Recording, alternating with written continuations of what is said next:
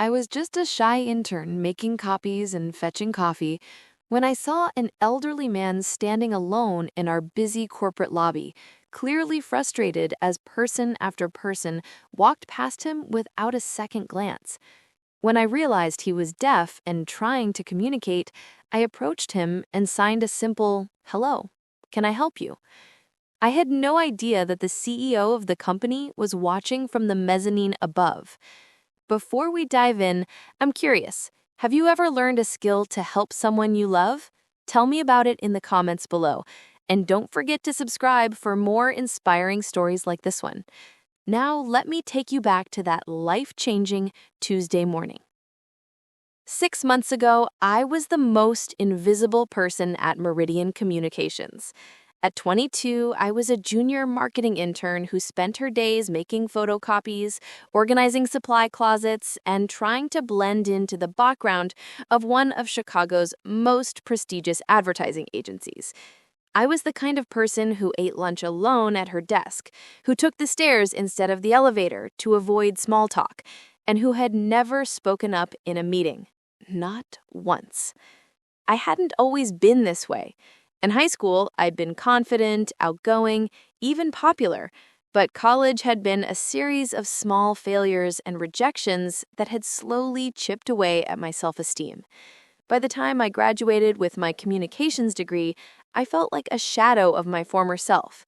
The internship at Meridian was supposed to be my fresh start, my chance to prove myself in the real world.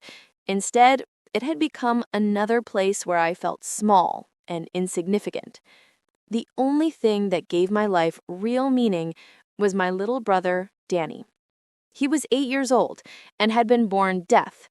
While our parents had struggled to learn sign language, I had thrown myself into it with a passion that surprised everyone, including myself. I spent hours practicing, watching videos, taking classes at the community center. Danny became my motivation to master something that mattered, something that could make a real difference in someone's life. By the time I started at Meridian, I was fluent in American Sign Language. It was the one skill I possessed that I was truly proud of, though it had never seemed relevant to my work life. In the corporate world of marketing campaigns and client presentations, my ability to communicate with the deaf community felt like a beautiful but useless talent, like being able to play the violin in a world that only valued electric guitars. The morning that changed everything started like any other. It was a Tuesday in October, and the Meridian building was buzzing with its usual frenetic energy. We were in the middle of preparing for a major client presentation, and everyone was stressed, rushed, and focused on their own urgent tasks. I was stationed at the reception area, helping to organize materials for the presentation, when I noticed him. He was an elderly man, probably in his 70s, impeccably dressed in a navy blue suit that looked expensive and well-tailored. His silver hair was perfectly styled, and he carried himself with the kind of quiet dignity that spoke of a lifetime of success and respect. But there was something in his eyes, a mixture of frustration and sadness, that made my heart ache. He was standing at the reception desk trying to communicate with Jessica, our head receptionist. Jessica was a perfectly nice person, but she was also incredibly busy and clearly growing impatient with whatever communication barrier was occurring. "Sir, I'm sorry, but I don't understand what you're trying to tell me. Do you have an appointment? Can you write down who you're here to see?" The man was gesturing, pointing toward the elevators, his mouth moving in what I realized were words that Jessica couldn't hear. And then I saw it. The subtle hand movements, the facial expressions, the way he was trying to fingerspell something. He was signing. I watched in growing dismay as Jessica turned to help another visitor, effectively dismissing the elderly man. He stood there for a moment, looking lost and increasingly distressed. Other employees walked past him, account executives in expensive suits, creative directors with their arms full of presentation boards, junior associates rushing to meetings. Not one of them stopped. Not one of them seemed to notice that this distinguished-looking man needed help. My first instinct was to stay where I was. I was just an intern. I had my own tasks to complete. My supervisor, Margaret, had made it clear that my job was to support the presentation prep, not to get involved in reception duties.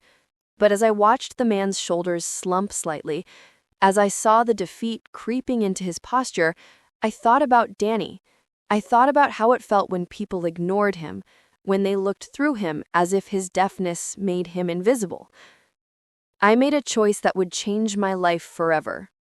I walked over to the reception desk, my heart pounding with nervousness. The man looked up as I approached, and I could see the wariness in his eyes, the expectation of another person who would try to rush him along or dismiss his needs. I took a deep breath and signed, "Hello, my name is Kathryn. Can I help you?" The transformation in his face was immediate and profound.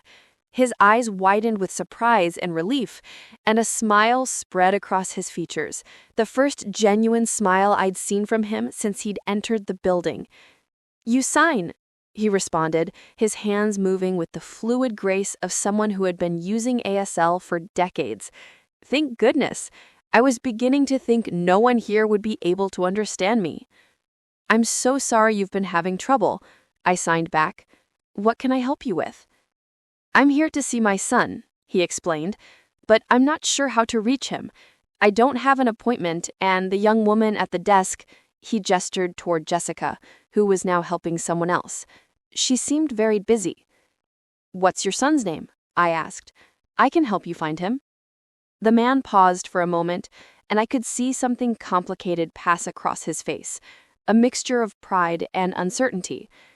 "Michael Hartwell," he signed finally. My heart nearly stopped.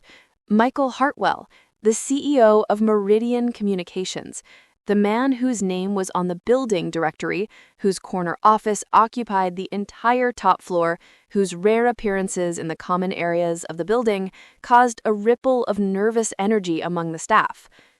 "Mr. Hartwell is your son?" I signed, trying to keep my surprise from showing on my face. "Yes," he confirmed. "I know he's very busy, but I was hoping, well, I was in the neighborhood, and I thought perhaps I could see him for just a few minutes." I could see the vulnerability in his expression, the way he was trying to appear casual about what was clearly an important visit. This was a father who wanted to see his son, and I realized with a growing sense of sadness that he probably didn't feel entirely welcome in his own son's workplace. "Of course," I signed. "Let me see what I can do. Would you like to have a seat while I make some calls?" I guided him to the comfortable seating area in the lobby, making sure he had a clear view of me so we could continue communicating. Then I faced my first major challenge. How does a lowly intern arrange a meeting between a visitor and the CEO of the company? I started with Mr. Hartwell's executive assistant, a formidable woman named Patricia, who guarded access to the CEO like a dragon protecting treasure. When I called her extension, her voice was crisp and professional. "Mr. Hartwell's office? This is Patricia." "Hi, Patricia. This is Kathryn Walsh from the intern program. I have a visitor here in the lobby who says he's Mr. Hartwell's father, and he'd like to see him if possible." There was a long pause. "His father?" "Yes, ma'am.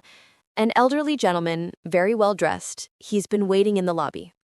Another pause, longer this time. "I'll need to check with Mr. Hartwell. Can you have the visitor wait?" "Of course. Thank you." I hung up and returned to Mr. Hartwell, Robert, as he'd introduced himself, to let him know that we were working on arranging the meeting. While we waited, we talked. Or rather, we signed, and I discovered that Robert Hartwell was one of the most interesting people I'd ever met. He told me about his career as an architect, how he'd designed several of the buildings that now made up Chicago's skyline. He told me about his late wife, Michael's mother, who had been a teacher at the Illinois School for the Deaf. He told me about the challenges of raising a hearing son as a deaf parent, and the pride he felt in Michael's success, even though they didn't see each other as often as he'd like. "He's always been driven," Robert signed, his expression a mixture of admiration and concern. Even as a child, he wanted to prove himself, to show the world that having a deaf father didn't hold him back. I'm proud of what he's accomplished, but sometimes I worry that he's forgotten how to slow down, how to just be. As we talked, I became increasingly aware that we were drawing attention. Other employees were glancing our way, some with curiosity, others with what looked like annoyance. I could see Jessica at the reception desk fielding questions about why there was some kind of sign language conversation happening in the lobby. 20 minutes passed, then 30. Patricia called back to say that Mr. Hartwell was in back-to-back meetings and wouldn't be available for at least another hour. I could see the disappointment in his eyes, though he tried to hide it. "Perhaps I should come back another time," he signed. "I don't want to be a bother." "You're not a bother," I assured him. "Would you like to wait a little longer? I can show you around the building if you'd like. We have some beautiful artwork on the upper floors." His face lit up. "I would love that. I haven't seen where Michael works." And so began what would later be described as the most unauthorized building tour in Meridian Communications history. I should have been organizing presentation materials. I should have been making copies and updating spreadsheets. Instead, I spent the next 2 hours giving Robert Hartwell a comprehensive tour of his son's company. We started with the creative department, where I introduced Robert to some of the graphic designers and copywriters. Most of them were polite but clearly busy, offering quick hellos before returning to their work. But a few were genuinely interested in meeting him, especially when I explained that he was an architect and could appreciate the design elements of their campaigns. I translated conversations, helped Robert understand the work that was being done, and watched his face light up with pride as he learned more about the company his son had built. We visited the account management floor, where Robert was fascinated by the client relationship strategies. We even stopped by the break room, where he shared stories about the coffee shops he used to frequent in his younger days. Throughout the tour, I was acutely aware that I was neglecting my assigned duties. My phone buzzed with increasingly urgent texts from Margaret, my supervisor, asking where I was and reminding me of the tasks I was supposed to be completing. But every time I looked at Robert's face, saw the joy and interest in his eyes as he learned about his son's world, I couldn't bring myself to cut the tour short. It was during our visit to the marketing analytics department that I first noticed him. Michael Hartwell was standing on the mezzanine level that overlooked the main floor, partially hidden behind a pillar. He was watching us, watching his father interact with his employees, watching me translate conversations and facilitate connections. I couldn't see his expression clearly from that distance, but something about his posture suggested he'd been there for a while. My heart started racing. The CEO was watching me give an unauthorized tour, while I was supposed to be working on presentation materials. I was probably about to be fired, and I was definitely about to get Robert in trouble for disrupting the workplace. But when I glanced back a few seconds later, he was gone. We continued the tour, visiting the conference rooms where major client presentations took place, the library where the company's award-winning campaigns were displayed, and finally, the executive floor. Robert was particularly interested in this area, asking questions about the decision-making processes and the leadership structure of the company. "Michael built all of this?" he signed, looking around the elegant executive suite with its polished wood paneling and original artwork. "He did," I confirmed. "The company has grown tremendously under his leadership. Everyone here has a lot of respect for him." Robert nodded, but I could see something wistful in his expression. "I'm proud of him," he signed. "I just wish—" "What do you wish?" I asked gently. "I wish I knew him better as an adult. When he was young, we were very close, but as he got older, especially after his mother died, he seemed to feel like he needed to take care of everything himself. He stopped asking for help, stopped sharing his problems with me. I think he thought my deafness made me fragile, that he needed to protect me from his worries." My heart ached for both of them, for Robert, who clearly loved his son deeply but felt shut out of his life, and for Michael, who had probably been trying to be strong and independent but had inadvertently created distance between them. It was nearly 3 p.m. when we finally returned to the lobby.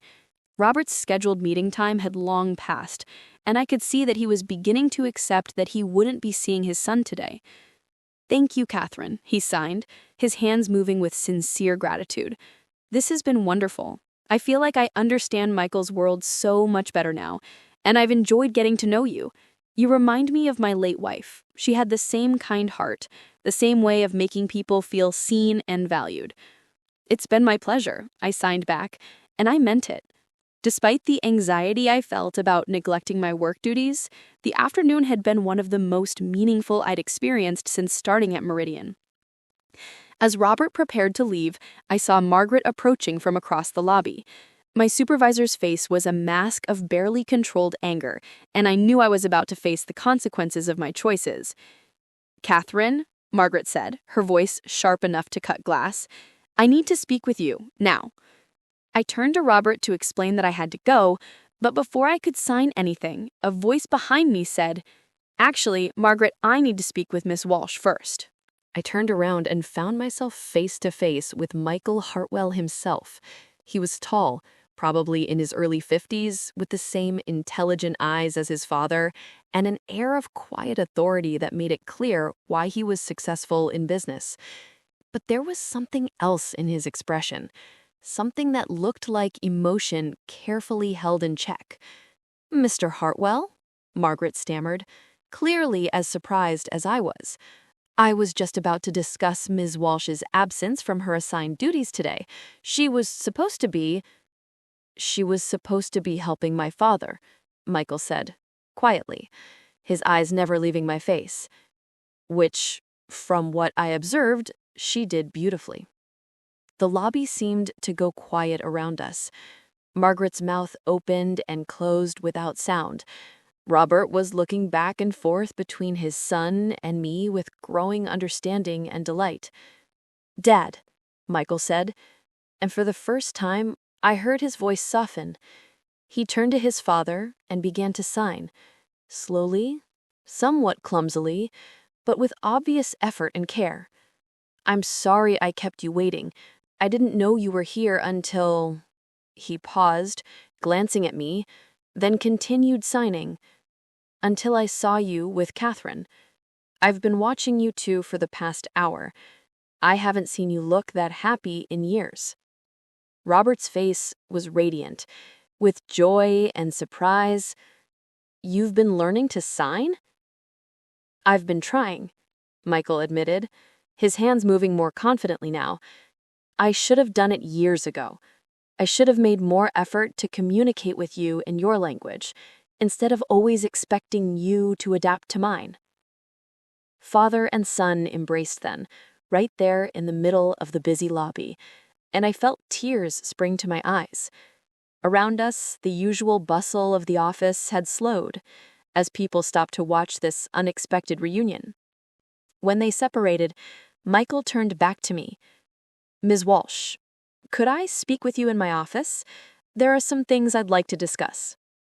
My heart was pounding as I followed Michael Hartwell to the elevator, with Robert walking beside us. Margaret had disappeared, probably to process what had just happened and figure out how to handle the fact that her intern had just been personally requested by the CEO. The executive elevator was silent, except for the soft hum of machinery. I kept glancing at Robert, who was practically glowing with happiness, and at Michael, whose expression was unreadable but intense. Michael's office was everything I had imagined and more. Floor-to-ceiling windows with a breathtaking view of the Chicago skyline, elegant furniture that probably cost more than my annual salary, and walls lined with awards and photographs documenting the company's success. But what struck me most was how impersonal it felt, how little of Michael himself was visible in the space. "Please, sit," Michael said, gesturing to the chairs in front of his desk. Robert and I sat down, and Michael took the chair next to his father, rather than behind his desk, a small gesture that somehow made the conversation feel more personal. "Miss Walsh," Michael began, "I owe you an apology and an explanation." I looked at him in confusion. "An apology? Sir, I'm the one who should be apologizing. I know I was supposed to be working on the presentation materials, and instead He held up a hand to stop me. You did exactly what you should have done, what I wish more of my employees would do." He paused, looking at his father with an expression that was equal parts love and regret. "My father has visited this office exactly 3 times in the 10 years since I became CEO.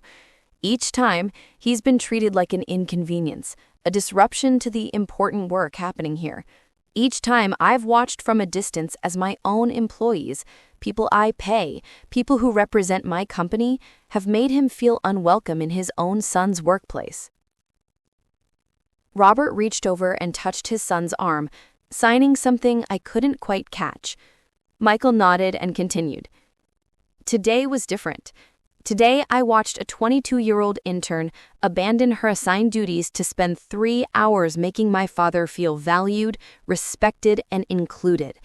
I watched her translate conversations, facilitate connections, and treat him not as a burden or an obstacle, but as an honored guest." His voice grew thick with emotion. "I watched her give him something I haven't given him in years, the feeling that he belongs in my world." I felt tears welling up in my eyes.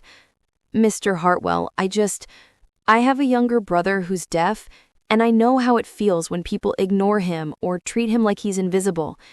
I couldn't stand to see that happen to your father." "And that," he said, "is exactly why I need to talk to you about your future here." My heart sank. This was it, the gentle letdown before the termination.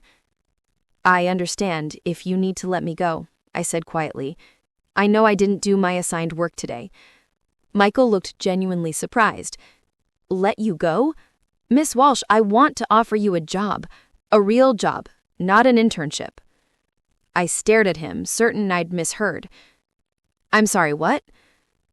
"What I witnessed today showed me something that's been missing from this company, a genuine commitment to inclusion and accessibility. We talk about diversity and inclusion in our mission statement, we have policies in our employee handbook, but we don't live it. We don't embody it. I want to change that, and I want you to help me do it." Robert was beaming, signing rapidly to his son. Michael smiled and signed back, then turned to me. "I'm creating a new position, Director of Accessibility and Inclusion. It would be your job to ensure that Meridian Communications is truly accessible to everyone, employees, clients, and visitors. You'd develop training programs, create policies, and serve as an advocate for people who might otherwise be overlooked or excluded. You'd report directly to me." I felt dizzy.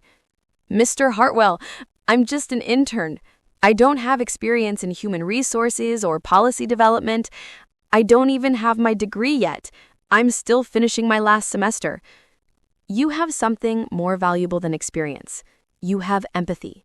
You have the ability to see people as individuals rather than inconveniences. And you have a skill set that could transform how this company operates." He paused. "The position would come with a substantial salary, full benefits, and the authority to implement real change. You'd report directly to me." I looked at Robert, who was practically vibrating with excitement, then back to Michael. I don't know what to say." "Say you'll think about it," Michael suggested.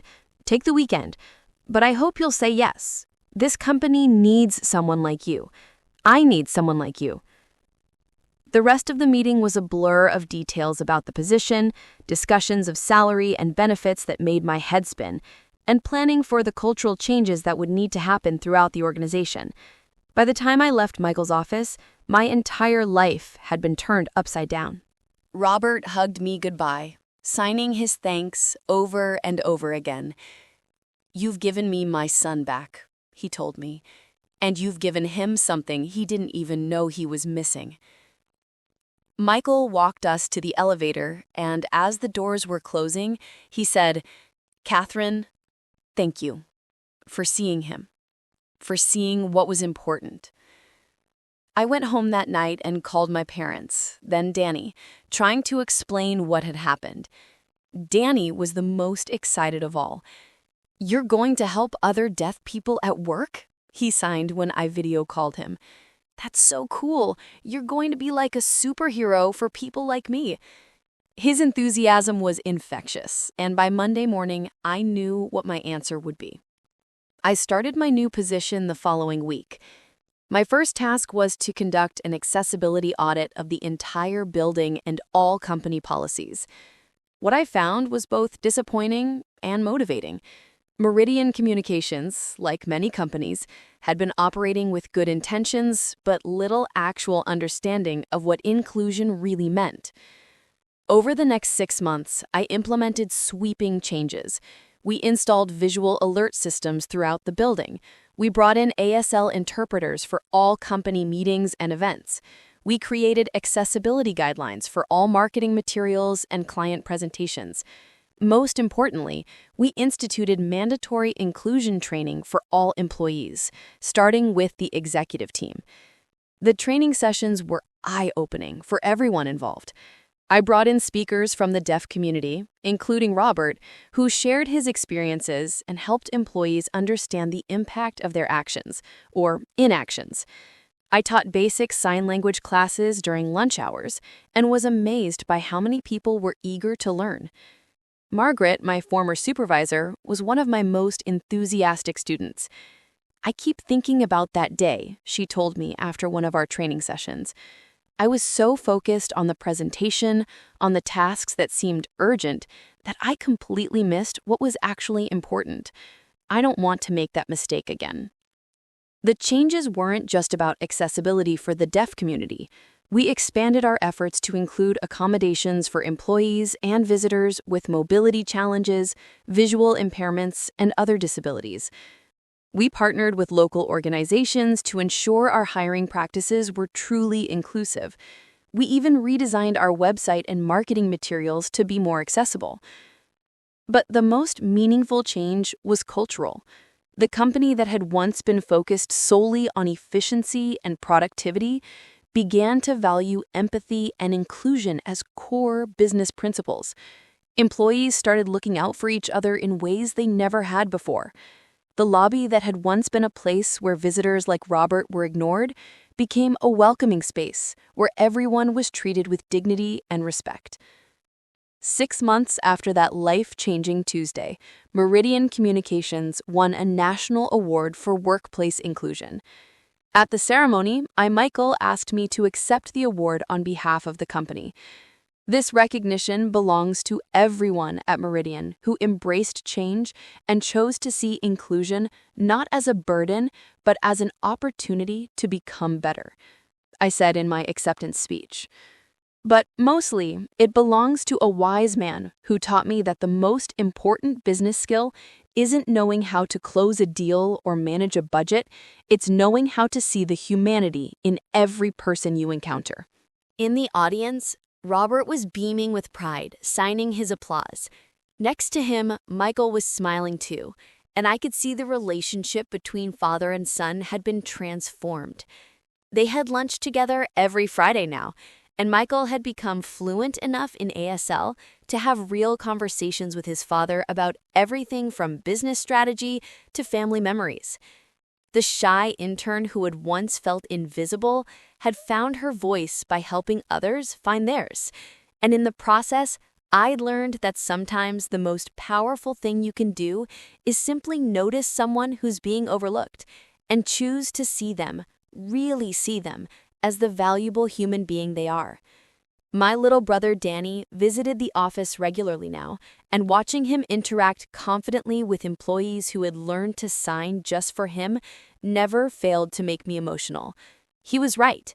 I had become a kind of superhero. Not the cape-wearing kind, but the kind that fights for a world where everyone belongs, where everyone is seen, where everyone matters. The best part was that it had all started with a simple hello, signed to a lonely man in a busy lobby. Sometimes the smallest gestures create the biggest changes. Sometimes all it takes is one person willing to stop, to notice, to care. And sometimes when you're brave enough to reach out to someone who's been overlooked, you discover that you're not just changing their world, you're changing your own. An absolutely beautiful story about how a simple act of inclusion can transform lives and entire organizations. What do you think of Kathryn's decision to abandon her assigned tasks to help Robert? Let us know your thoughts in the comments below. If you were inspired by this incredible story of compassion and change, please show your support by hitting that like button and be sure to subscribe for more uplifting stories that celebrate the power of human kindness. Don't forget to click the notification bell so you never miss an upload. Thanks for watching, and we'll see you in the next one.